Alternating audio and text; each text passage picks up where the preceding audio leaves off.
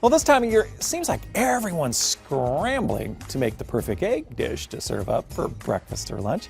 Kowalski's culinary director, Rachel Perrin, is here to serve up frittatas. Welcome. Good to have you here today. You liked my cheesy language I about love scrambling it. the Scramble. eggs. We'll always love that alliteration. What is a frittata? Well, it's a great egg dish for any time of day. That's really all you need to know about it. It's kind of like a puffy, fluffy omelet that serves 4 to 6 people. So not really like a, but is it a relative of quiche? Kind of a crustless quiche. You can look at it that way too. And we're going to show you how to make one. But the great thing about frittatas, I think, is that they're super use of leftover ingredients, and you can make them taste like just about anything. Nice. So kind of like an omelet, you can use leftovers. But I've got some leftover vegetables here. I'm going to start sauteing in the skillet with a little bit of olive oil, just something that maybe you sauteed vegetables last night, and you can see only just a few, you know, of everything left over, but you don't need a whole bunch.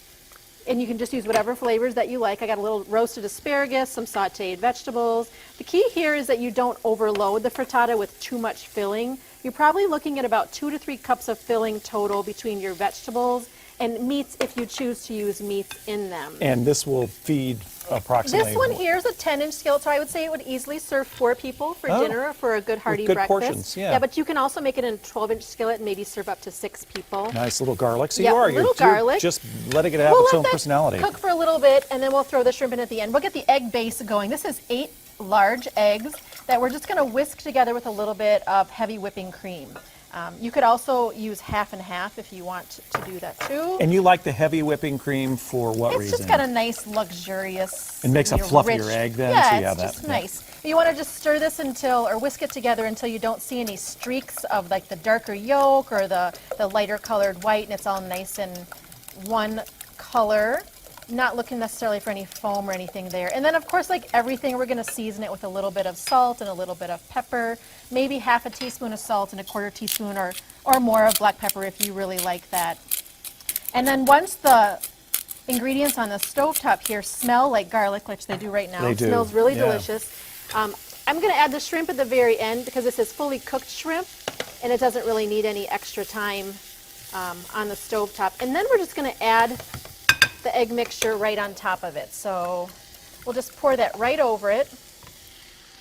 And then if you care for cheese, this is where I think this gets a little bit springy and fun. I'm going to use a goat's or a sheep's milk cheese this time of year because I think they taste extra springy. I love that. They're grassy. And it's very low fat. Well, they are a little bit lower in fat, but they're grassy and tangy and really bright tasting. And for me, they just kind of scream spring. So it's another great idea if you're looking for a cheese board to serve at a upcoming gathering of some sort. You might want to go ahead and try a goat's or a sheep's milk cheese, but you just want to dot that on top. About a cup, maybe 4 ounces of it. We're going to remove this from the heat, and I'm going to add a little bit of fresh herbs to it. So here I've got some chopped fresh dill. Beautiful. You could use chives, you could use green onions, and then what we're going to do is pop this into a 350 or 325 degree oven for about 35 minutes. And what you're looking for with this when it's done is that it's nice and golden. Take a look here and see how beautiful this turns out. It'll be puffy, it'll be not wiggly in the center, and it'll just have this beautiful golden kind of like ridge all the way around the edge of it.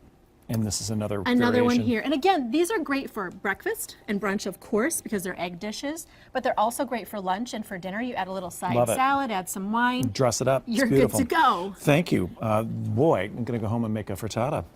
We have the recipe at KARE11.com. Look into the shows tab and the news at 4.